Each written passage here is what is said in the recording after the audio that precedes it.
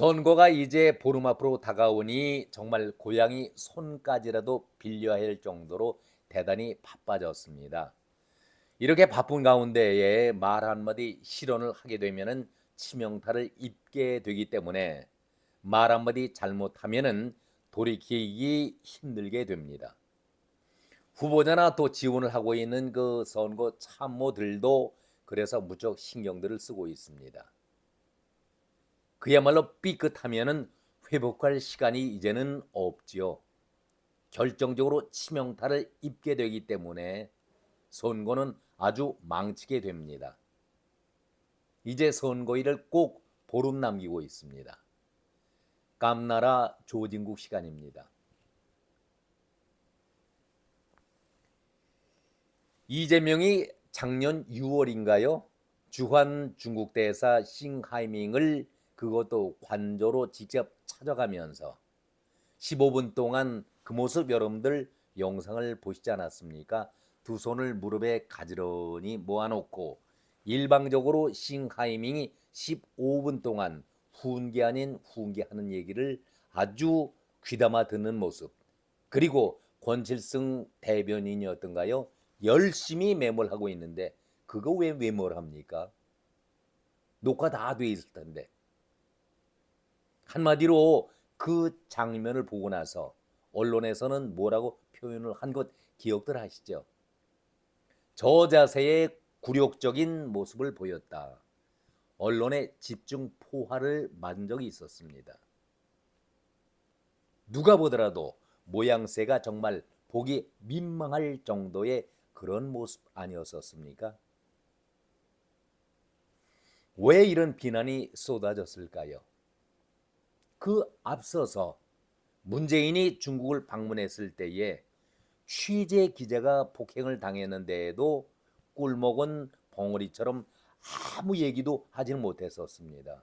아니, 대통령을 공식으로 수행 취재하는 기자가 폭행을 당했는데 얻어 맞았는데 어떻게 한마디도 하질 못합니까?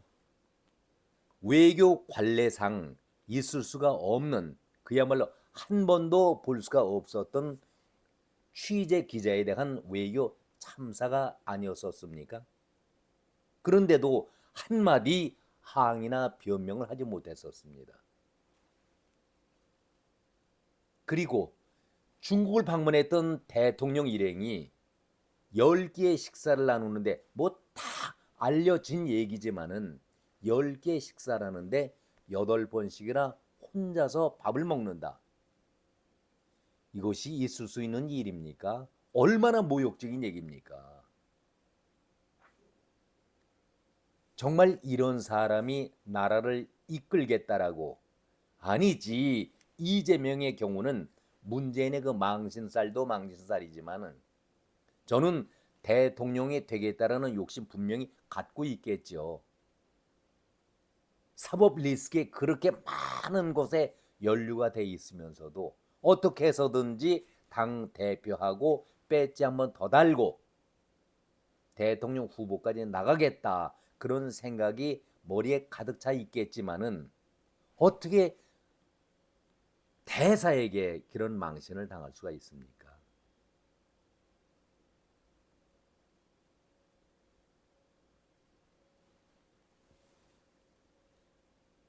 바로 그제죠.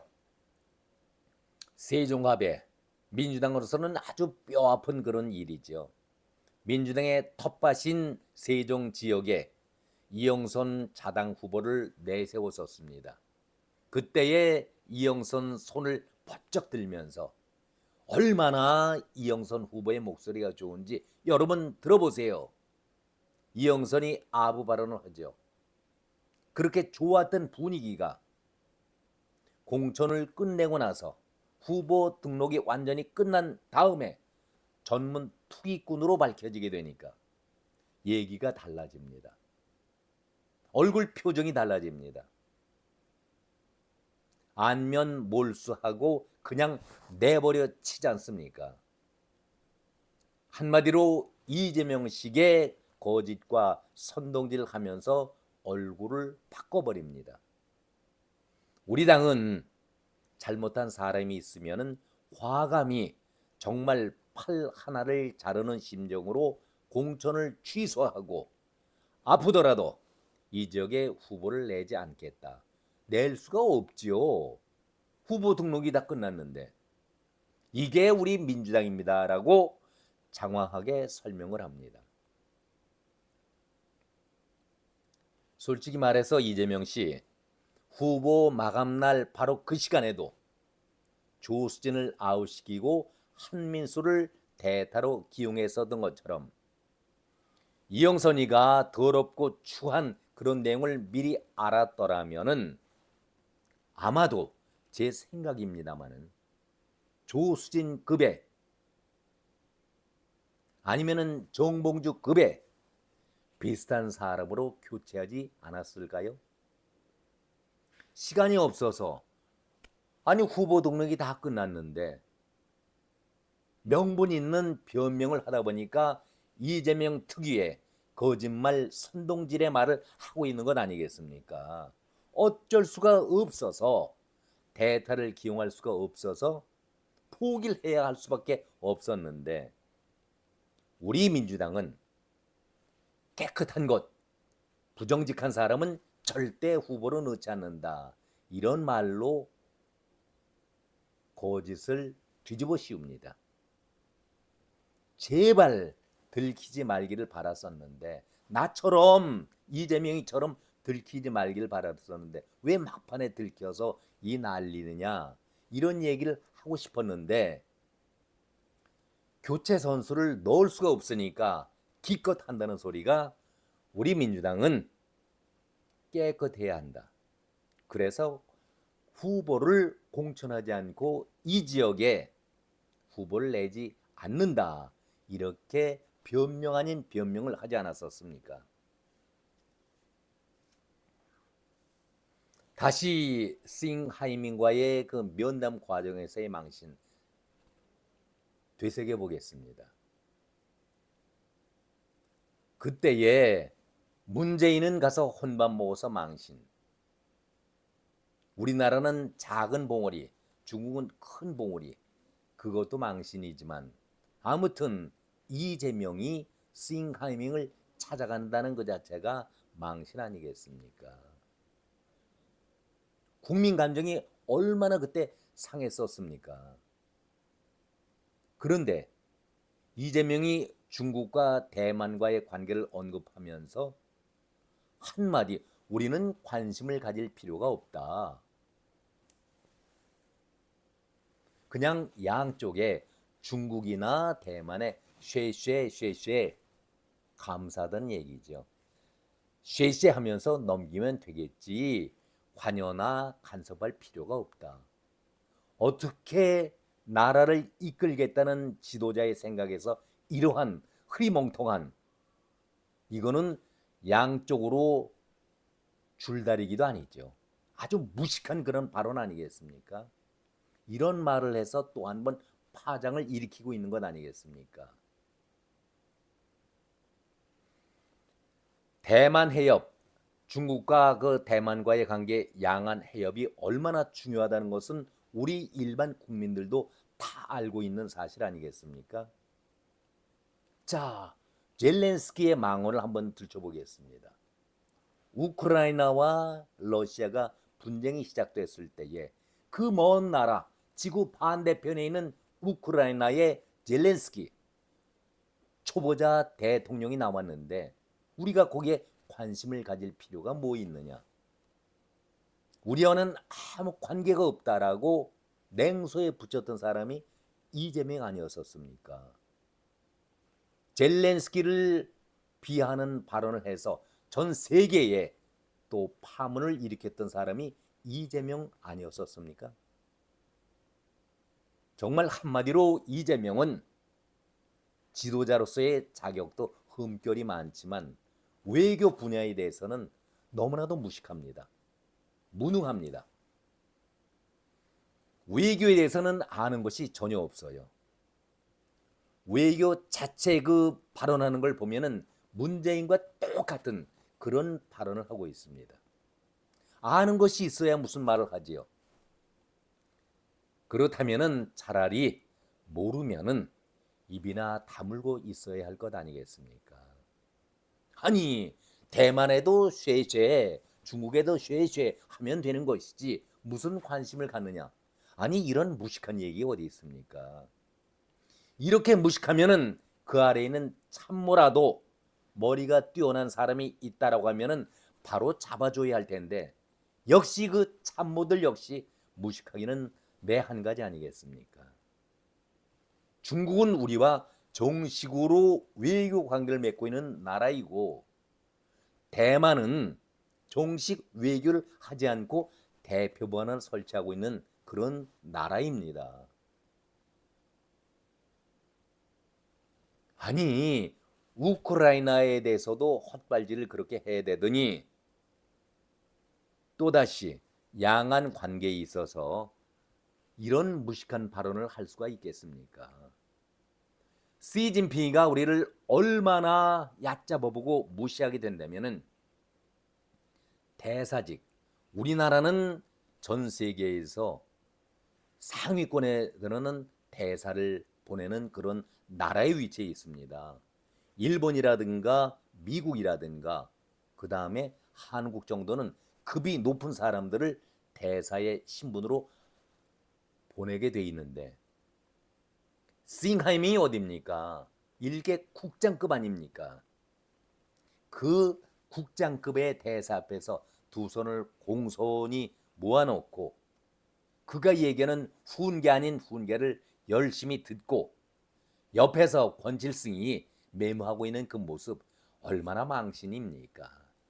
이렇게 나라 망신시키면서도 또 양안 관계에 있어서 또 실언을 하고 있습니까?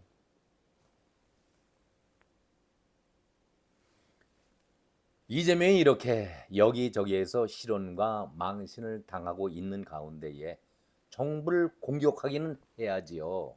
지금 선거가 며칠 남지 않았는데 그러니까 민생 문제 그리고 물가 문제를 끄집어낼 수밖에 없는 것 아니겠습니까? 그래서 대표적인 것이 대파와 사과, 이것을 정부의 물가 공격 포인트로 잡고 매일 맹공을 퍼붓고 있습니다. 그런데요, 흔한 말로 되로 주고 말로 받은 꼴 아니겠습니까? 후쿠시마 오염수 폐수 문제 제기했다가 본전도 못 거두었던 그때와 똑같이 되로 주고 말로 받는 그런 꼴이 되고 말았습니다. 한마디로 본전도 챙기지 못하고 그냥 얻어맞고 회초리 4월 10일 날 얘기하고 있는데 그 회초리를 맞아야 할 장본인이 이재명 아니겠습니까?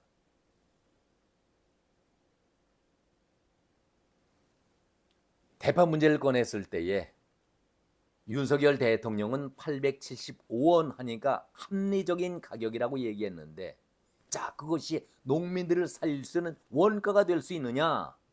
내가 가보니 5천 원 정도 받더라. 이렇게 비난을 했었습니다. 의정부 가서 사과 하나 들고 하나에 10,000원이다. 근데 제가 과문해서 그런지 제가 서민 생활을 해서 그런지 모르겠지만은 저희 동네에서 마트를 가봤습니다. 10,000원에 사과 4개 내지 5개를 주더라고요. 먹을만하고 큼직하더라고요. 그런데 하나에 10,000원이라니 저는 그런 사과를 아직 보질 못했습니다. 그리고 더 나아가서 그 10,000원짜리가 10,000원으로 그치는 것이 아니라 20,000원까지 간다. 이렇게 선동질을 하고 있습니다. 결코 지금 팥값이라든가 대파값이라든가 사과 물가가 싸다고 얘기하는 것 아닙니다. 이장이 말하고 있는 그런 선동질의 물가는 아니다 하는 얘기를 바로 잡고 싶어서 한 말씀을 드렸습니다. 개혁신당의 허은하가 조국과 이재명에 대해서 아주 쓴소리를 했습니다. 오랜만에 좋은 소리를 했기 때문에 제가 한번 인용을 해보겠습니다. 허은하는 수치 검정을 나무란다. 우리 속담이죠. 뒷간 기둥이 방앗간 기둥 보고 더럽다고 말한다. 옛말이 떠오른다. 아니 지난 정부 때에 천정부지로 오른 집값과 전셋값 때문에 서민들의 내 집 마련하기가 정말 힘들어서 많은 서울 시민들이 서울을 떠났다. 조국은 문재인 정권에서 부동산이 크게 폭등을 했던 시기인 2년 넘게 민정수석을 했었고 그때의 부동산 정책 실패 책임에서 결코 자유로울 수가 없다. 이런 말을 했습니다. 옳은 지적이죠. 그리고 이재명에 대해서는 대선 후보 시절부터 문 정부가 부동산 문제를 악화시켰다라고 후보 시절에 그렇게 공언을 했지 않습니까? 문재인 책임이다. 그 얘기를 이재명이 했었습니다. 잘못된 부동산 정책으로 역대 정권 가운데서 가장 큰 집값과 폭등을 만들어 놓고 대파 몇천 원, 몇백 원을 운운하면서 국민 삶을 걱정하고 있는 것은 대국민 빅쇼 이재명과 조국의 뻔뻔함에 2030 세대들을 비롯한 많은 국민들이 분노하고 있다. 이렇게 직격탄을 날렸습니다.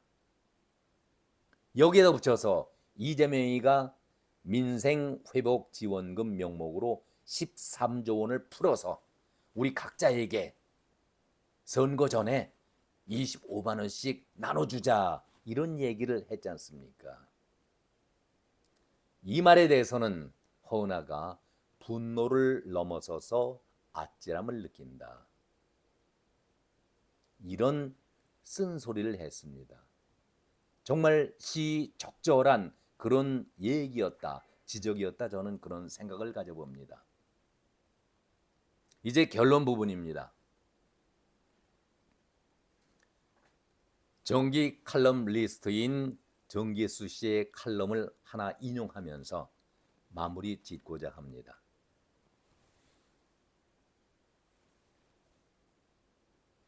시정 잡배 아재나 동네 안악이 정부의 외교 정책에 불만을 터뜨리는 줄 알았다. 이것은 중국의 쉐쉐만 하자니 이재명의 저급한 외교를 비판하는 그런 칼럼 내용의 제목이었습니다. 거대 야당 입법 권력 4년 연장 꿈에 부풀어 있는 민주당 대표 이재명의 주말 유세 발언을 두고 하는 소리이다. 이런 사람이 국회 절대 다수당의 리더이고 지난 대선 후보였으며 차기를 노리고 있다는 것이 기가 막힐 일이다. 이렇게 제목을 달면서 이재명을 비판했습니다. 저는 여기에 부연하거나 토를 달고 싶은 생각은 추호도 없습니다. 이제 우리 국민들께서 정확하게 이재명이라든가 민주당 그리고 옳지 않은 그런 후보들을 골라내는 눈을 갖고 계시기 때문에 4월 10일을 기대해 보고 있는 것이죠. 오늘은 여기까지입니다. 여러분 고맙습니다.